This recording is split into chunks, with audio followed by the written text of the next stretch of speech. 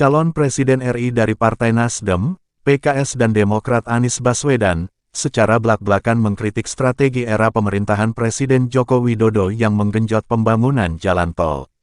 Mantan Gubernur DKI Jakarta itu membandingkan kondisi jalan di zaman Jokowi dan Susilo Bambang Yudhoyono. Anies menyinggung, era Presiden SBY pencapaian pembangunan jalan 10 kali lipat dari Jokowi. Dia mengatakan, Jokowi memang membangun 63% jalan tol yang ada di Indonesia, tepatnya 1.569 km dari 2.499 km tol yang ada. Namun itu adalah jalan berbayar, sedangkan yang tidak berbayar, yang digunakan secara gratis yang menghubungkan mobilitas penduduk dari sudut-sudut desa ke perkotaan, yang bawa produk pertanian, perkebunan, dan perikanan dari sentra-sentra baik jalan nasional, provinsi dan kabupaten hanya 19.000 km saja, ujar Anies dalam acara Milad ke-21 Partai Keadilan Sejahtera. Kritikan Anies nyatanya tak mempan bagi Jokowi. Buktinya Jokowi justru ngebut membangun tol di tahun ini. Targetnya ada 13 ruas jalan tol baru sepanjang 309,78 km beroperasi hingga akhir 2023. Direktur Jalan Bebas Hambatan Direktorat Jenderal Bina Marga Kementerian PUPR Triyono Junoasmono mengatakan, penyelesaian pembangunan jalan tol dilaksanakan secara bertahap dari tahun ke tahun.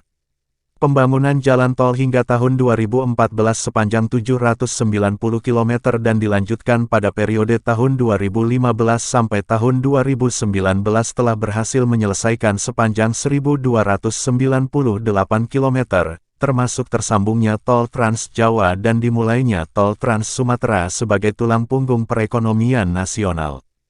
Pada periode tahun 2020 sampai tahun 2024, target pembangunan jalan tol sepanjang 1.367 km dapat terwujud, di mana dari tahun 2020 hingga Mei tahun 2023, telah selesai sepanjang 535,5 km dan akan menyusul 309,78 km jalan tol baru yang tersebar di 13 ruas hingga akhir tahun 2023 mendatang, kata Triyono dalam keterangannya, Selasa, tanggal 6 Juni tahun 2023.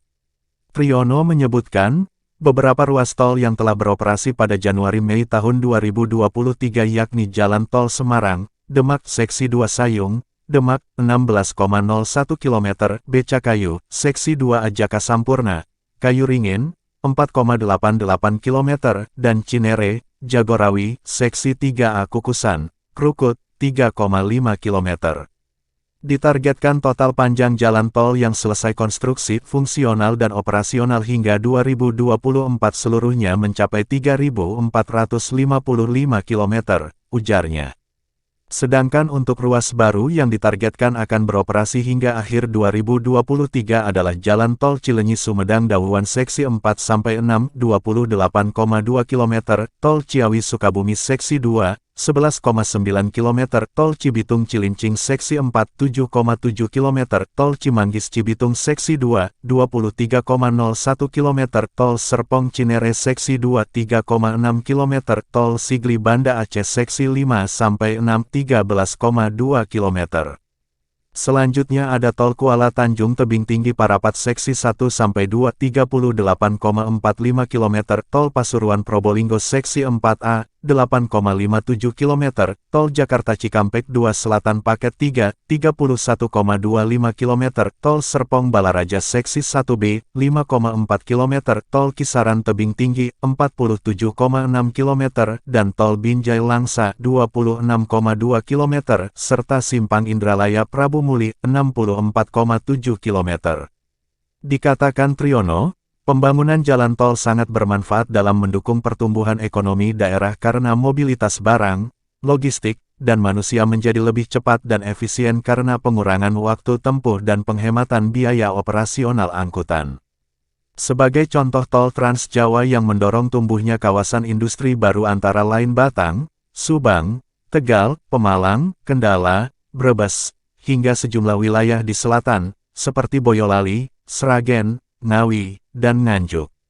Penguatan UMKM lokal juga menjadi bagian dalam pengembangan jalan tol di mana di setiap rest area tidak hanya diisi oleh merek besar tetapi juga produk-produk UMKM lokal, tutup Triyono.